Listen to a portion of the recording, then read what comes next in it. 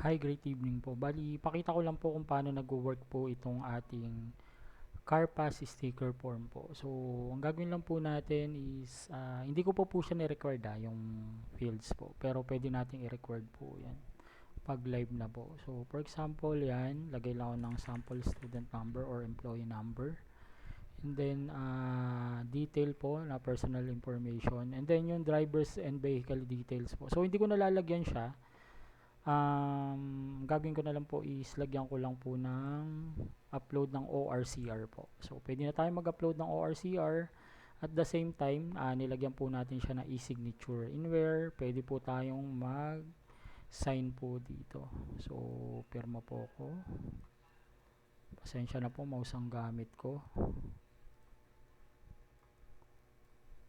Ayan. Ayan. So, send lang po natin yan and then automatically marireceive po siya sa backend po natin and then dun po sa email po. So meron din tayong landing page. Once na ma-confirm po yung email or mag-success yung submission ng form, papasok po tayo dito sa step guide po natin. So nakalagay po dyan, please download the copy of your format that has been sent to your email. So pwede rin tayo maglagay ng ads dyan, anything na gusto natin po ilagay pwede, and then may procedure po akong nilagay like yung requirements and then yung step guide po. So may 1, 2, 3, 4, 5 po yan na step guide. So after that, ang gagawin lang po ni user is tulad nga po na nakasulat dyan, check niya yung email niya.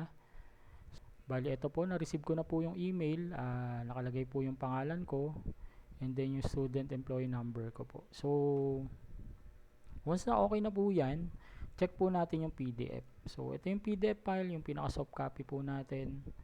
Ayan. So, nakalagay na po dyan yung signature po natin. Kung paperless po tayo para hindi na po i-print, ayan po yung nilagyan na po natin siya na e-signature. And then, ang suggestion ko po is kung meron po tayong Adobe Editor or try po natin tong Lumina Edit or Sign Documents. Yan, click lang nyo po yan.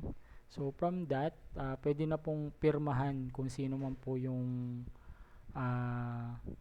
concerned na magpa-process po nung ano. So may mga procedure lang po. Hindi ko na po itutuloy dyan sa part na yan. So punta naman po ako sa admin para makita po natin yung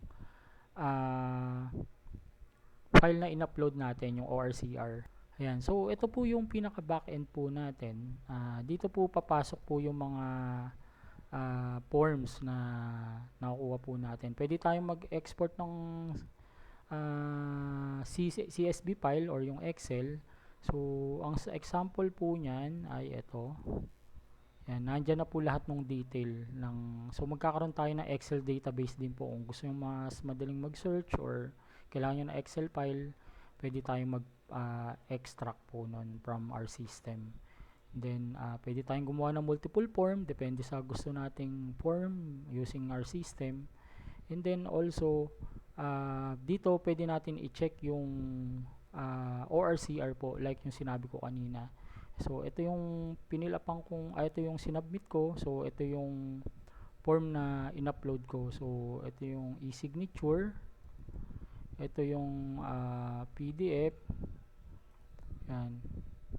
Yan. So wala akong sinubmit pala pero check ko po yung isang ano po, yung pinag-uploadan ko.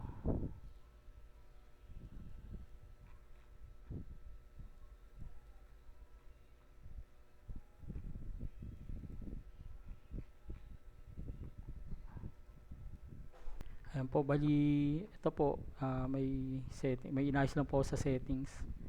Ayan. So once na ma-receive natin yung email, yung form, ito po yung file. So makikita natin yung ORCR na po rin nung user. And then yun nga po, may marireceive tayong email then from that user po. So yun na lang po is siguro lagyan pwede naman po natin yata edit dito gamit tong Lumin PDF editor. Ayun o, may edit or sign document. So para e-signature na lang, tapos lagay na lang ng remarks. Tapos e-signature na lang po dyan. So ang mangyayari po, sinishare-share na lang po natin tong file. So gagawa tayo ng folder sa Google Drive. Ayan, gagawa lang naman po ng system eh. So So, once na magawa natin ang sistema, ayan. Ayan. So, gagawa lang tayo ng folder po dyan. So, ayan. So, anyways, tutulong na lang po ako sa paggawa po kung ng process kung sakali. Pero ganun lang po kadali. So, monitor na natin yung mga file.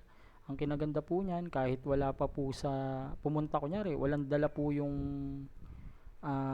user po natin, yung student po natin, pumunta ng office, walang dalang form, or kahit wag na siya pumunta po dun i-signature na lang talaga. Ayan, paste lang po natin dyan. Ayan, so tayo pa mismo, pwede na tayong mag-check nung documents po. Pwedeng i-download, pwedeng i-print. So, pwede natin i-download, automatic may i-signature na din naman po yan with corresponding file po dun sa backend po natin. Ayan, yung mga ORCR nya. So, pwede na natin i-download dyan. Para gagawa na lang po tayo ng local folder kung saan nandun lahat ng mga files po natin. So, magpa-filing tayo. Kailangan lang po siguro natin ng database po dito na malaki-laki para po sa soft copy po natin. So, yun lang po.